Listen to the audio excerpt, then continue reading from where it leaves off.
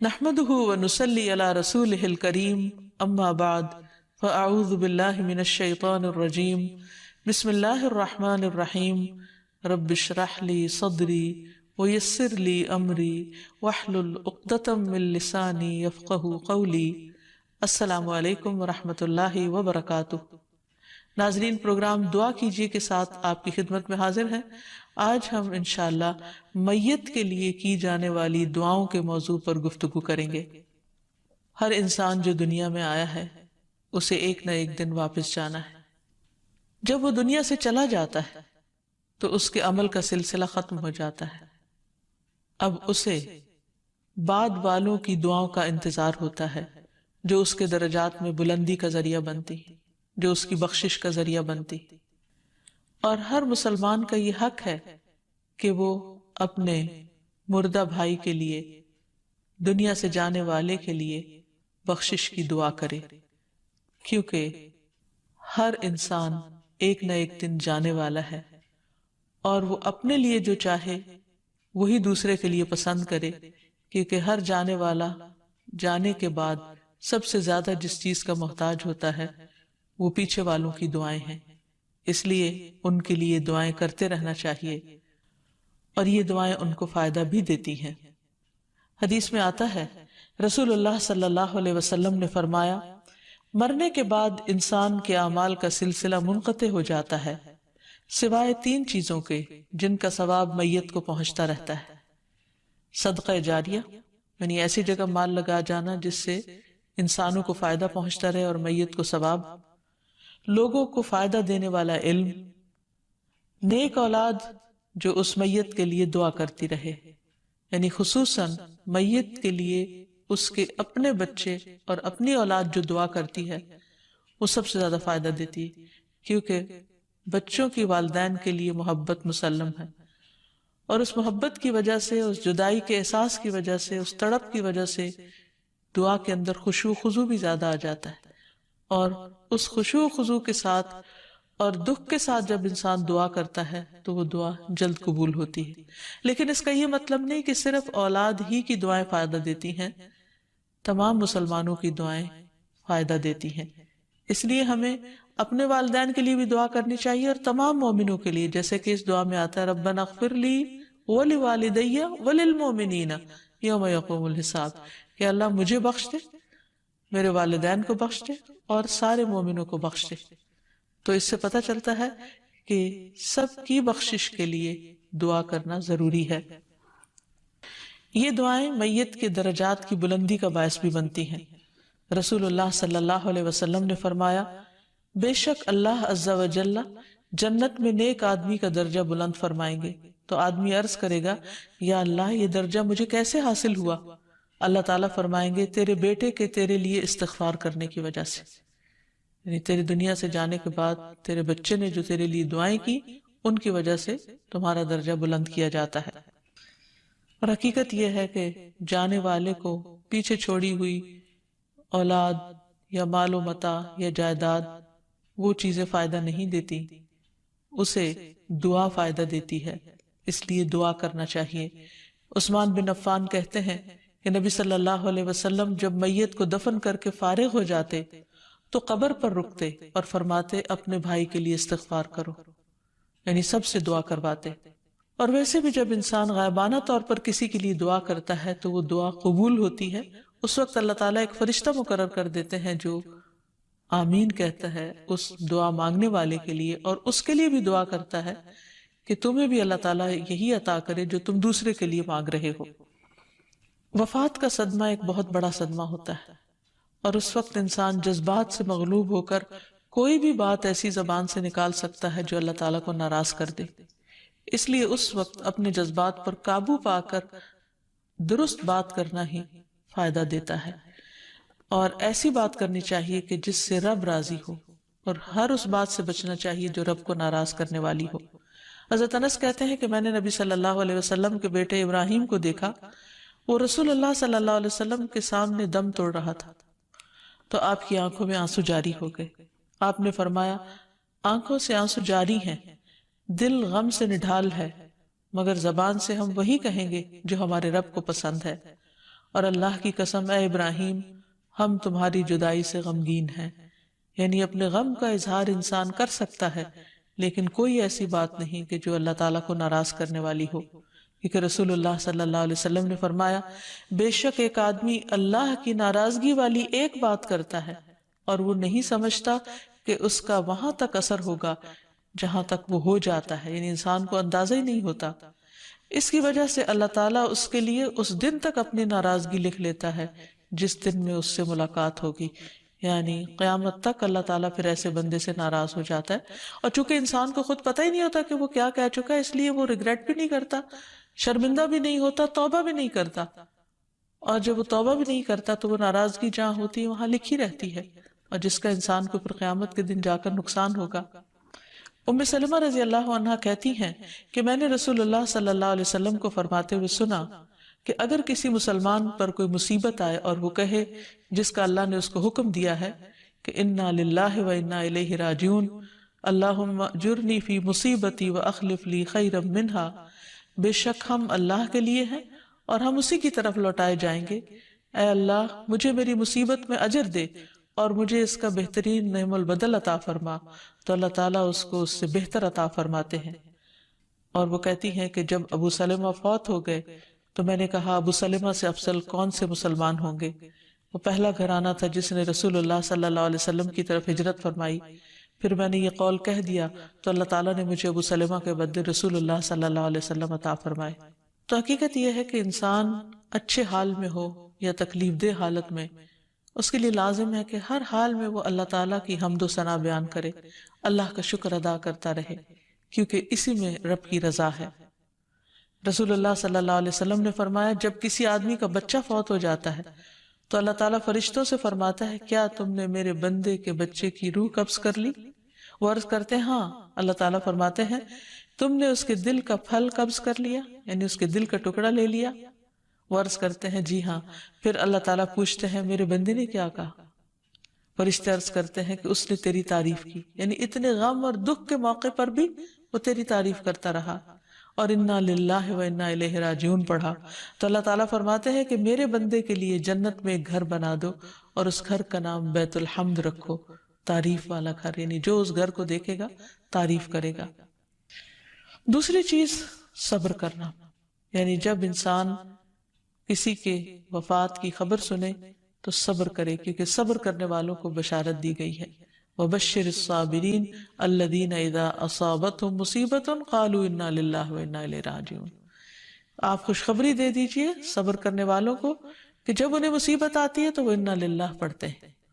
تو ایسے ہی لوگ ہدایت پر ہوتے ہیں اور ایسے ہی لوگ جو ہیں وہ اللہ تعالیٰ کے پسندیدہ ہیں. صبر کے سلسلے میں یہ بات بھی یاد رکھی جائے کہ صبر صدمے کے شروع میں ہوتا ہے، یعنی جس وقت دل کو چوٹ لگے اس وقت اپنے آپ کو سنبھالنا. کیونکہ ایک دفعہ اگر انسان اپنے دل کی بڑاس نکال چکے، اللہ تعالیٰ کے بارے میں برے الفاظ نکال دے یا میت کے بارے میں کچھ ایسی بات کہہ دے جو اللہ تعالیٰ کو ناراض کرنے والی ہو، اور اس کے بعد پھر رو دھو کے کہے کہ میں اب صبر کر رہا ہوں، تو یہ صبر نہیں ہوتا. رسول اللہ صلی اللہ علیہ وسلم ایک عورت کے پاس سے گزرے جو قبر پہ بیٹھی رو رہی تھی. آپ نے فرمایا اللہ سے ڈرو اور صبر کرو. وہ بولی آپ مجھ سے دور ہو جائیں، آپ کو میری مصیبت نہیں پہنچی، نہیں جو مجھے تکلیف ہے آپ کو نہیں، آپ کو کیا معلوم، کیونکہ وہ آپ کو پہچانی نہیں تھی. پھر جب لوگوں نے اسے بتایا کہ یہ نبی صلی اللہ علیہ وسلم تھے تو وہ نبی صلی اللہ علیہ وسلم کے دروازے پر پہنچی. وہاں اسے کوئی دربان نہیں ملا، کہنے لگی کہ میں آپ کو پہچان نہیں سکی تھی. تو آپ نے فرمایا صبر تو اس وقت کرنا چاہیے جب صدمہ شروع ہو. یعنی اب اگر تم کہتی ہو کہ ہاں میں صبر کرتی ہوں تو یہ صبر نہیں، صبر صدمے کے شروع میں ہوتا ہے. نبی صلی اللہ علیہ وسلم نے فرمایا کہ اللہ سبحانہ وتعالیٰ فرماتے ہیں اے آدم کے بیٹے، اگر تو صدمے کے شروع میں صبر اور ثواب کی امید رکھے تو میں تیرے لیے جنت کے علاوہ اور کسی بدلے کو پسند نہ کروں گا، یعنی پھر تیرے لیے جنت لکھ دوں گا. پھر اسی طرح یہ ہے کہ دوسروں کو بھی صبر کی تلقین کرنی چاہیے. سورۃ العصر میں اللہ تعالیٰ فرماتے ہیں کہ والعصر، قسم ہے زمانے کی، ان الانسان لفی خسر، بے شک انسان خسارے میں ہے سوائے ان لوگوں کے جو ایمان لائے، نیک عمل کیے، ایک دوسرے کو حق کی تلقین کی اور ایک دوسرے کو صبر کی تلقین کی. کیونکہ بعض اوقات انسان کو خود بھول جاتا ہے کہ وہ کیا کر رہا ہے، کیا اللہ تعالیٰ کی رضامندی کا کام کر رہا ہے یا ناراضگی کا کام کر رہا ہے. تو ایسی صورت میں انسان جب دوسرا بھول جائے تو پہلا یاد کرا دے اور صبر کی تلقین کرتا رہے۔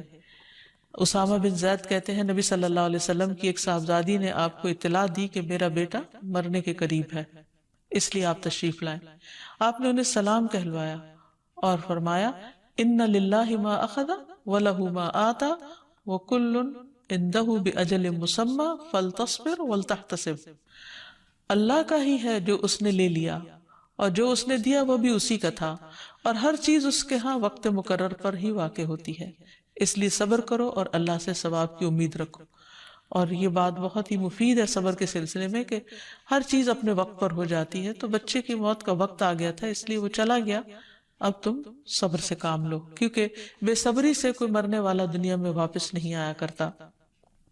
پھر اسی طرح اونچی آواز سے نہیں رونا چاہیے۔ آنسو بہانا جائز ہے، انسان رو سکتا ہے، لیکن چیخنا چلانا منع ہے۔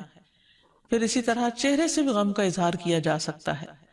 اس سلسلے میں ایک روایت میں آتا ہے کہ نبی صلی اللہ علیہ وسلم کو جب زید بن حارثہ، جعفر بن ابی طالب اور عبداللہ بن رواحہ کے شہید ہونے کی خبر پہنچی تو آپ مسجد میں ہی بیٹھ گئے، اور آپ کے چہرے پر حزن و ملال کے آثار نمایاں تھے، یعنی آپ بہت غمگین تھے اور چہرے سے غم ٹپک رہا تھا۔ لیکن یہاں یہ یاد رہے کہ غمگین ہونا تو جائز ہے، مگر جزا فضا کرنا جائز نہیں۔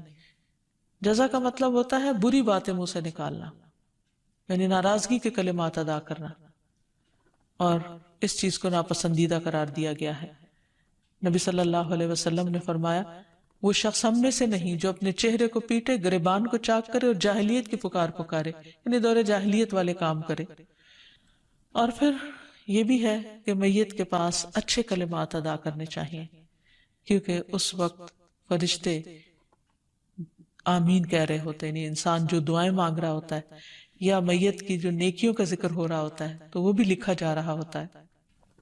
اس کی اچھی صفات کا ذکر کرنا چاہیے، کیونکہ اب وہ اپنے انجام کو پہنچ چکا ہے۔ اس وقت ناراضگیوں کی باتیں، اس کی کمزوریوں کے سے پردہ اٹھانا یا اس کی غیبت کرنا، یہ بدترین برائی ہو سکتی ہے۔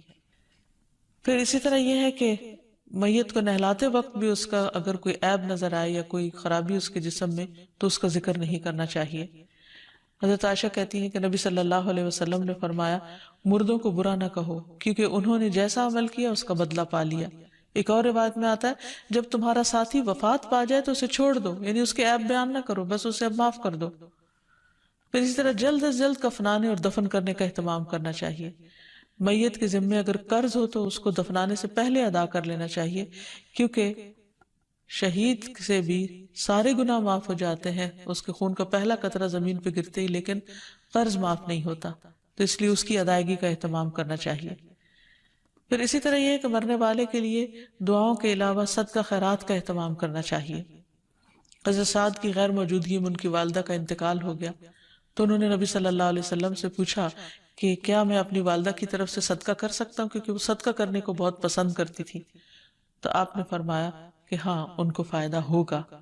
پھر اسی طرح اگر میت کے ذمہ قضا روزے ہوں تو ان کو ادا کر لینا چاہیے، اگر حج رہتا ہو تو حج بدل ادا کر لینا چاہیے، اور خاص طور پر دعائیں، کیونکہ دعائیں میت کو سب سے زیادہ فائدہ دیتی، اور دعا کرنے میں کوئی مال خرچ نہیں ہوتا، کوئی انسان کو بہت بڑی ایفرٹ نہیں لگانی پڑتی۔ انسان جہاں بھی بیٹھا ہو جب جانے والوں کی یاد ستائے تو فوراً ان کے حق میں دعا کرے، کیونکہ صرف آنسو بہاتے رہنے سے میت کو تو کچھ فائدہ نہیں، وہ تو ہم اپنے دل کا بوجھ ہلکا کرتے ہیں، لیکن دعا کرنے میں دونوں ہی فائدے ہیں، اپنا بوجھ بھی ہلکا ہوگا اور میت کو بھی ثواب پہنچے گا۔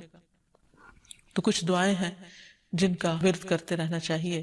سب سے پہلے تو سورۃ غافر کی وہ دعا جو فرشتے اہل ایمان کے لیے کرتے ہیں، اور ہمیں بھی اس کا اہتمام کرنا چاہیے۔ فرشتے عرش اٹھائے ہوئے ہیں اور جو اس کے ارد گرد ہیں، سب اپنے پروردگار کی حمد کے ساتھ اس کی تسبیح کرتے ہیں اور اس پر ایمان رکھتے ہیں، اور ایمانداروں کے لیے بخشش طلب کرتے ہیں، اور کہتے ہیں اے ہمارے پروردگار، تو نے اپنی رحمت اور علم سے ہر چیز کا احاطہ کر رکھا ہے، لہٰذا جن لوگوں نے توبہ کی اور تیری راہ کی پیروی کی انہیں بخش دے اور دوزخ کے عذاب سے بچا لے۔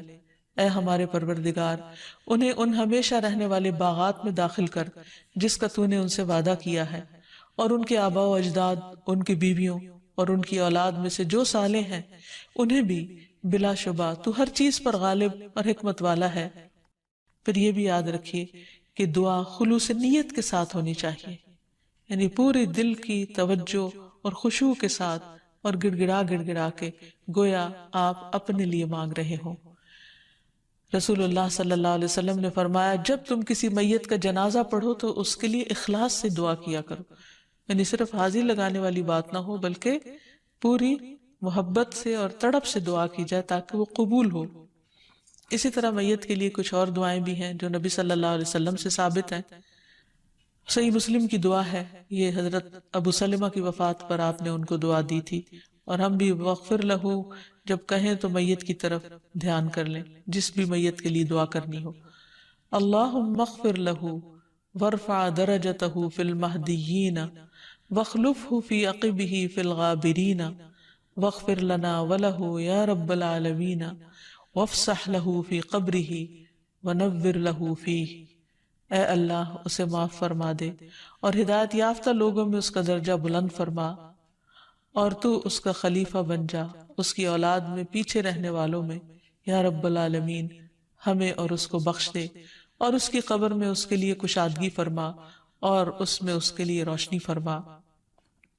اسی طرح رسول اللہ صلی اللہ علیہ وسلم نے ایک جنازے کے موقع پر یہ دعا پڑھی، اللہم اغفر لحینا ومیتنا وصغیرنا وکبیرنا وذکرنا وانثانا وشاہدنا وغائبنا اللہم من احییتہ منا فاحیہ علی الایمان ومن توفیتہ منا فتوفہ علی الاسلام اللہم لا تحرمنا اجرہ ولا تضلنا بعدہ۔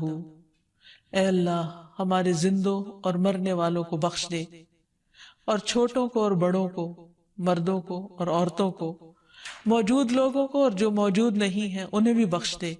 اے اللہ ہم میں سے جسے تو زندہ رکھے تو اسے ایمان کے ساتھ زندہ رکھ، اور جسے تو موت دے اسے اسلام پر موت دے۔ اے اللہ ہمیں اس مرنے والے کے اجر سے محروم نہ رکھ، یعنی اس پر صبر کر کے، اور اس کے بعد ہمیں گمراہ نہ کر دینا۔ پھر اسی طرح عوف بن مالک کہتے ہیں کہ رسول اللہ صلی اللہ علیہ وسلم نے نماز جنازہ پڑھی تو میں نے آپ کی دعا میں سے یاد کر لیا۔ آپ فرما رہے تھے اللہم اغفر لہ وارحمہ وعافہ واعف عنہ واکرم نزلہ ووسع مدخلہ واغسلہ بالماء والثلج والبرد ونقہ من الخطایا کما ینقى الثوب الابید من الدنس وَأَبْدِلْهُ دَارًا خَيْرًا مِّن دَارِهِ وَأَهْلًا خَيْرًا مِّن أَهْلِهِ وَزَوْجًا خَيْرًا مِّن زَوْجِهِ وَأَدْخِلْهُ الْجَنَّةَ وَأَعِذْهُ مِنْ عَذَابِ الْقَبْرِ وَمِنْ عَذَابِ النَّارِ۔ اے اللہ اس کو بخش دے اور اس پر رحم فرما اور اسے عافیت عطا فرما اور اسے معاف فرما دے اور اس کی بہترین مہمانی فرما اور اس کی قبر کو کشادہ فرما اور اسے پانی، برف اور اولوں سے دھو دے اور اس کے گناہوں کو اس طرح صاف کر دے جیسے کہ سفید کپڑے کو میل کچیل سے صاف کرتا ہے، اور اسے اس کے گھر کے بدلے بہتر گھر عطا فرما اور گھر والوں سے بہتر گھر والے اور اس کے ساتھی سے بہتر ساتھی، اسے جنت میں داخل فرما اور عذاب قبر سے بچا اور آگ کے عذاب سے بچا۔ اسی طرح کچھ اور دعائیں بھی میت کے لیے احادیث کی کتابوں میں وارد ہوئی ہیں، لیکن سب سے زیادہ جو دعا فائدہ دیتی ہے، خواہ جنازے کے اندر پڑھی جائے یا بعد میں پڑھی جائے یا جب میت کی یاد آئے، جو نیا فوت ہوا اس کے لیے بھی اور جو پرانے فوت ہو چکے ہیں، ان مومنوں کو جن کو ہم جانتے اور ان کو بھی جن کو ہم نہیں جانتے، ان سب کے لیے بخشش کی دعائیں کرنی چاہیے اور ان کی درجات کی بلندی کی اور جنت میں داخلے کی، تاکہ ان دعاؤں کی برکت سے اللہ سبحانہ وتعالی ہمیں بھی اچھا خاتمہ عطا کرے اور ہمارے جانے کے بعد بھی لوگ ہمارے لیے دعائیں کرنے والے ہوں۔ اللہ تعالی ہم سب کو اپنی رحمتوں سے ڈھانپ لے۔ وآخر دعوانا ان الحمد للہ رب العالمین۔ السلام علیکم ورحمۃ اللہ وبرکاتہ۔